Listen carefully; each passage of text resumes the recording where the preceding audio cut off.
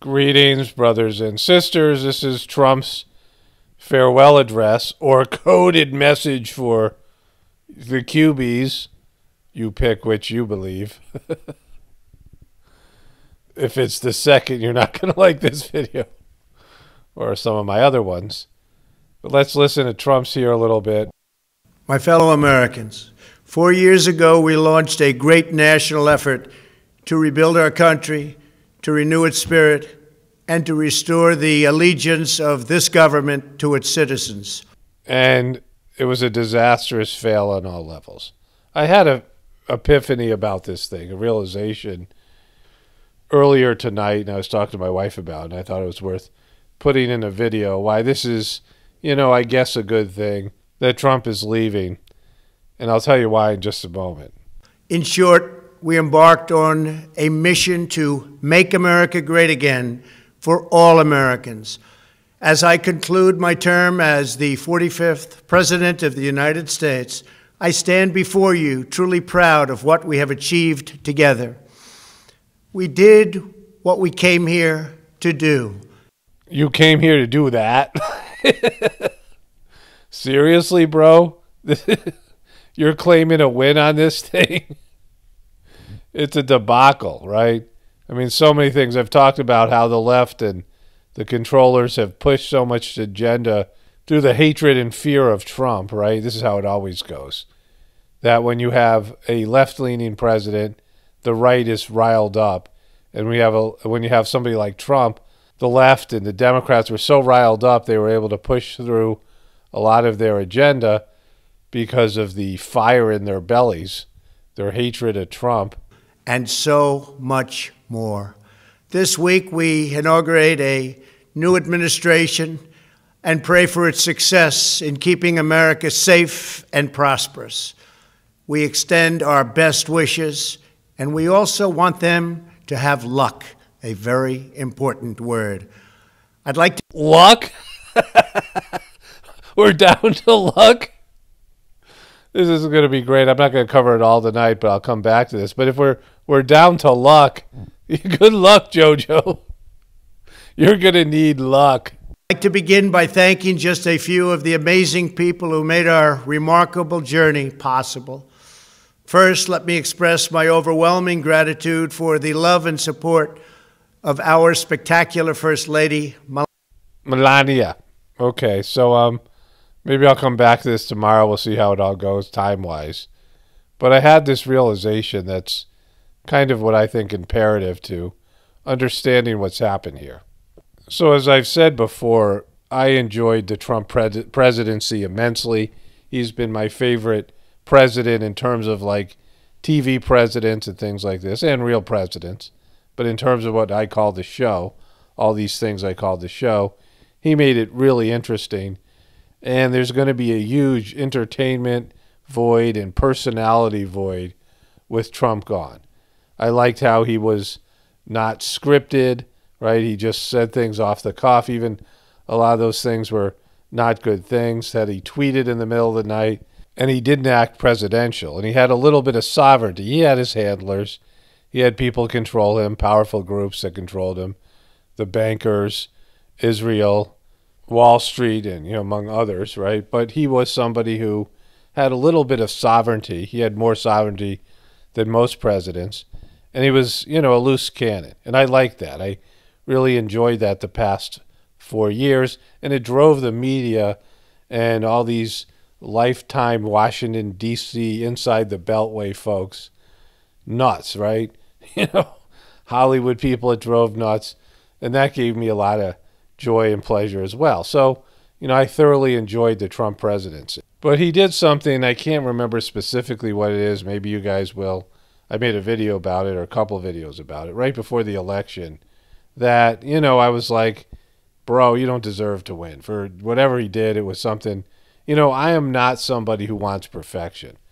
I say this to my kids in terms of homeschooling. I don't expect A's. I'm happy with C's.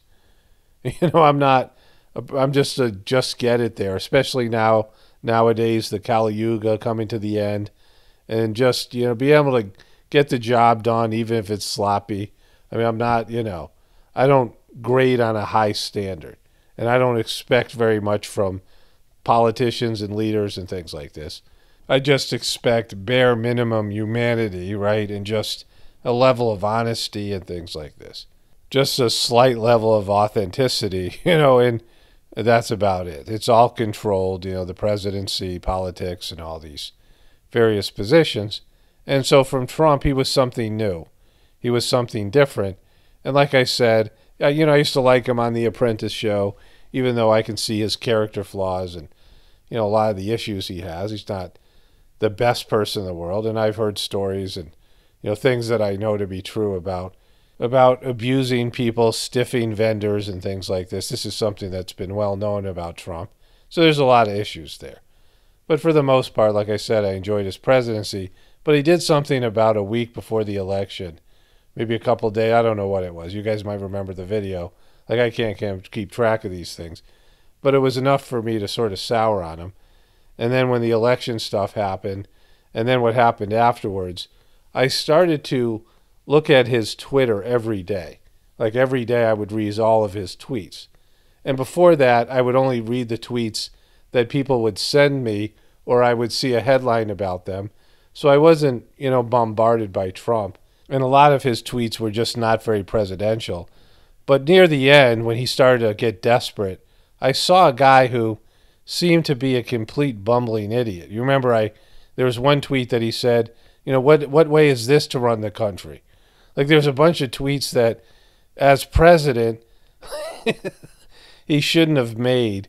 And I could see he's sort of a bumbler. He's not all that bright. I mean, he talked about how smart he was, but it was clear that he's, not all there. He's getting older himself, and he wasn't, ever really a rocket scientist. And he really didn't understand a lot of the things that were going on. He retweeted things that I knew to be blatantly false and things that were going to provoke and agitate his followers and his base. And he was so emotionally triggered by whatever was going on with the election process and trying to overturn the election.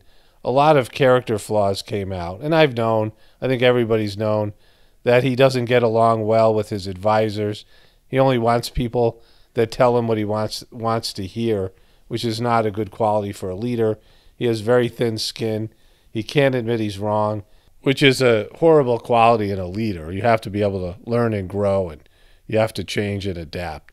And he just has all these major personality flaws. And like I said, when I just read one tweet here and one tweet there was funny, but when I read, all of these tweets and reposts of things from people who are disturbed and, him embracing the QAnon nightmare group, just a total nightmare of a group, all these things. And then, not disavowing these white supremacists and various groups that supported him.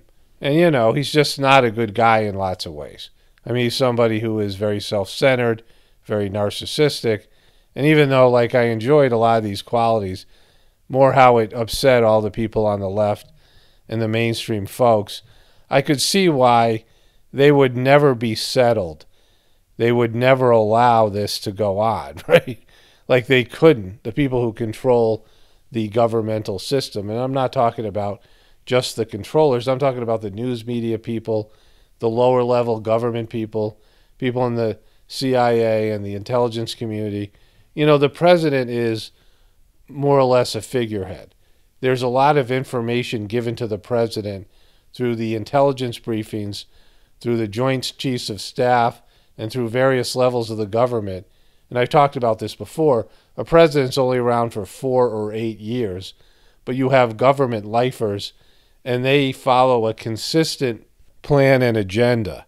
And it goes over, generations. It goes over decades, that they start off as an entry-level person, the FBI or some government position, and they move their way up and they get trained in the overall vision and goals of the United States government.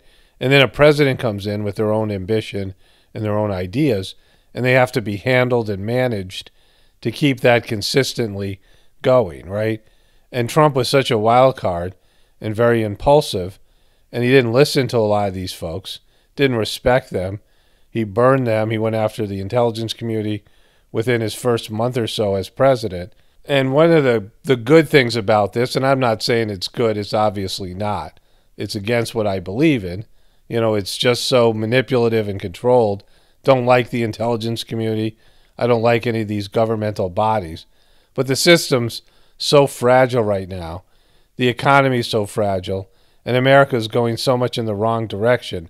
Throwing a loose cannon in there, right? It's not a good thing. I've talked about how when you take down a bad government, and this is something I've said over and over again for all these Cubies and Trumpers who want to have a military coup, look at what happens to countries when their government is just taken down. And as bad as the government might have been, as bad as a dictator is, it's a lot worse afterwards. And Americans are going to experience this. At some point in the not too distant future, we're not going to have the kind of government that we all complain about, and it's going to suck kind of bad, right? It's going to suck worse. Even as bad as our government is in the controlling system, when you just take it down, I mean, you can see it in Libya and Iraq and Afghanistan.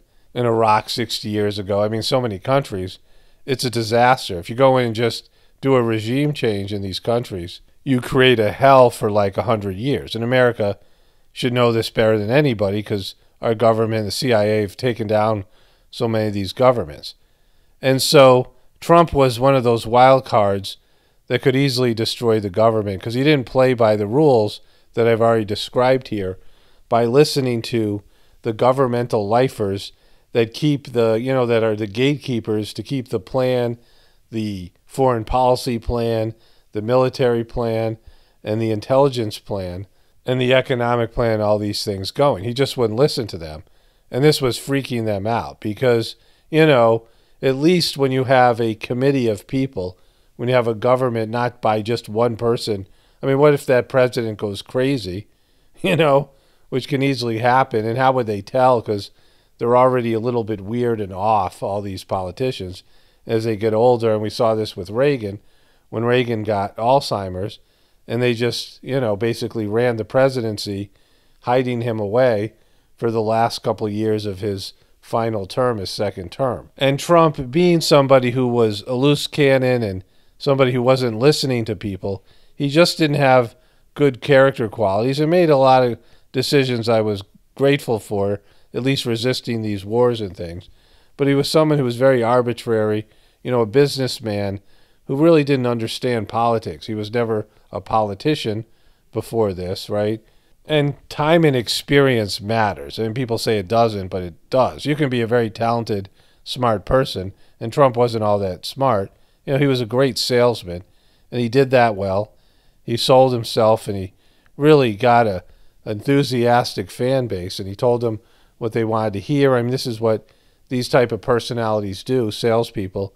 They're really good at connecting with people and finding common ground and making those people feel special and connecting with them and getting those people support and money, these things.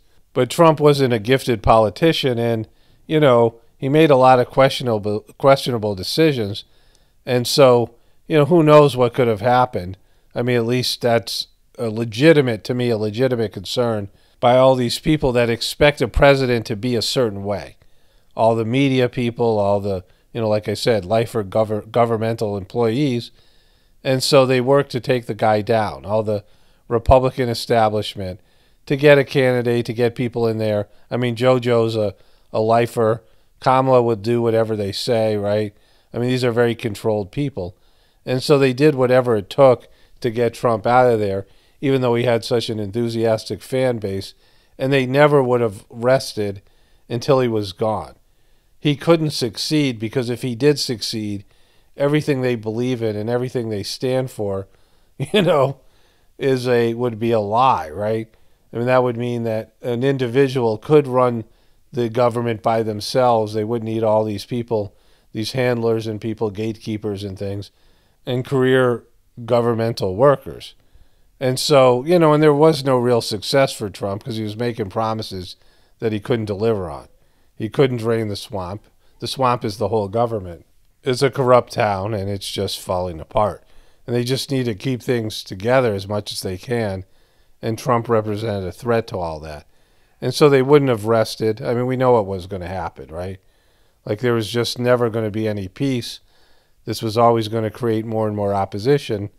And we've seen this. It's 4 years or 8 years a Republican president, then 8 years a Democrat, and it goes back and forth. Because the other side gets so riled up, and it's like a pressure valve that has to be released to keep civil order in these things. But with Trump, he riled so many people up in a good way for the Republicans, in a bad way for the left and the Democrats, and people were at each other's throats so much, it just couldn't go on any further. And, the guy was, again, he had so many character flaws. And if a president has as much power as they pretend the president has, if you had a legitimate president, then that person has to be really smart and really wise and really a good leader and a good manager of people, because it's a big job. If somebody had legitimate presidential power without the handlers and without the controlling aspect of the system, then that person really has to be good at it, because they have a lot of power to screw up. And Trump wasn't any of those things. He really didn't have any of those qualities. He's a great salesman, and he had some good qualities and things that I'm going to miss. He's going to be missed just from his perspective as him as a personality and the way that he interacted, was one of these people that just doesn't play by the rules and drives all these other people that aren't very likable. The media people are unlikable. The career politicians are unlikable. And the intelligence community people are unlikable. Pretty much everybody who works in the government, even though, they might do something important or they might be good at their job, they're not really, the kind of people you want to hang out with, right? And so all of these people that were, it was good to see them get irritated by Trump, like I said. But as I, saw this thing play out right before the election, then through the election, then up until the riot on Capitol Hill, Trump got worked so bad and played so bad, and, he was just a disaster and, immature. He was a lot worse than I actually thought. And I realized that the left of the media had legitimate claims about him. As much as I liked the way he pissed them off, that some of their complaints about Trump were certainly genuine. And, he was kind of a disaster as a president. And maybe we dodged a real bullet, although, now Biden, Biden is controlled, and, he's not going to make so many screw-ups because he probably won't be given very much power. They'll keep him on a short leash. They'll hide him away like they did during the election. But then you have a shadow government in charge of all these things at a desperate time when America's falling apart. It certainly won't be better. He's not going to be a better president. And it's definitely not going to be as fun, but, it was something that had to happen. It just couldn't go on the way it was going on, right? There was just too much animosity building. Everything was falling apart. And they were just pushing too much agenda through because of the Trump hate. They were just pushing too much of this agenda. I talked about all the things they pushed through. Trump wasn't able to accomplish very much or next to nothing, but they pushed all these things through. And you can see it, right? I think most people can. All right, so I made another video earlier today, but it was needing more review before it's monetized, so I won't put that a video up probably till tomorrow, so they'll look a little bit out of order, but whatever. Only spirituality will save this world. It's Paul Romano, definitely reporting from the Apocalypse and the Ascension. Everyone have a blessed day and be grateful.